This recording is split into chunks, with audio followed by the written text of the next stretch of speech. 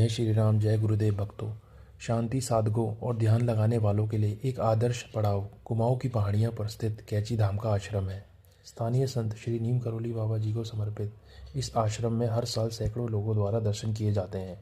आश्रम विभिन्न मंदिरों से घिरा हुआ है, जिसमें एक हनुमान मंदिर और कैची मंदिर शामिल है, जिसमें कई विदेशी महाराज के साथ समय बिताने के लिए आते हैं। एक पवित्र गुफा जहां बाबा नीम करोली जी की प्रार्थना की जाती है, यह भी एक लोकप्रिय आकर्षण है। आश्रम की स्थापना 1962 में महाराज नीम करोली बाबा ने की थी और तब से इसका रखरखाव किया जा रहा है। 1964 में उत्तर प्रदेश के फिरोजाबाद जिले से एक गांव अकबरपुर से लक्ष्मी नारायण शर्मा नामक एक युवक ने यहां आकर रहना शुरू कर दिया था। क्योंकि यहां आने से पहले उस युवक ने फर्रुखाबाद गांव नीम करोली बाबा में कठिन तपस्या की थी, इसी कारण वे बाबा नीम करोली कहलाने लगे। महाराज जी की गणना 20वीं शताब्दी के सबसे महान संतों में होती है। मंदिर चारों ओर से ऊंचे ऊंचे पहाड़ों से घिरा हुआ है और मंदिर में हनुमान जी के अलावा भगवान राम एवं सीता माता तथा देवी दुर्गा जी के भी छोटे छोटे मंदिर बने हुए हैं। किंतु कैची धाम मुख्य रूप से बाबा नीम करोली और हनुमान जी की महिमा के लिए प्रसिद्ध है। यहाँ आने वाला हर व्यक्ति अपनी समस्याओं के हल प्राप्त कर सकता है। कैची धाम केवल एक आश्रम नहीं, बल्कि शांति और भक्ति का वह केंद्र है जहाँ नीम करोली बाबा जी ने अपने जीवन के कई महत्वपूर्ण वर्ष बिताए। यह उत्तराखंड के नैनीताल जिले में भवाली अल्मोड़ा मार्ग पर शिप्रा नदी के किनारे स्थित है। इस आश्रम की स्थापना महाराज जी ने 25 मई 1962 को की थी। कहा जाता है महाराज जी 1942 के आसपास पहली बार यहाँ आए थे और बाद में उन्होंने यहाँ हनुमान जी का भव्य मंदिर और आश्रम बनवाया। यह पहाड़ियाँ एक दूसरे को कैंची की तरह काटती हैं, इसलिए स्थान का नाम कैची धाम पड़ा।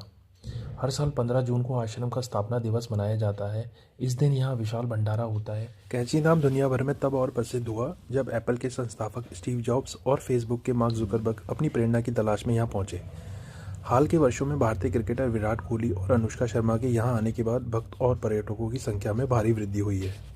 मंदिर भक्तों के लिए सुबह 7 बजे और शाम 6 बजे तक खुला रहता है। सुबह और शाम की आरती का अनुभव अत्यंत आध्यात्मिक और शांतिपूर्ण होता है।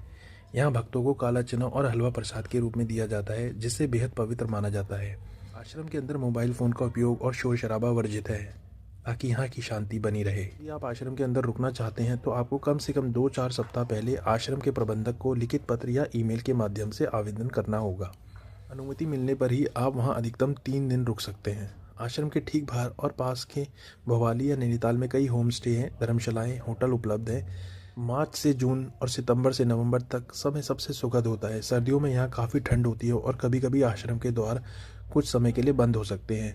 निकटतम रेलवे स्टेशन काठगोदाम है, जिसकी लगभग दूरी 38 किलोमीटर और निकटतम हवाई अड्डा पंतनगर है। सप्ताह के अंत में और 15 जून के आसपास बहुत अधिक भीड़ होती है, इसलिए शांतिपूर्ण दर्शन के लिए सप्ताह के बीच के दिनों में जाना बेहतर होगा।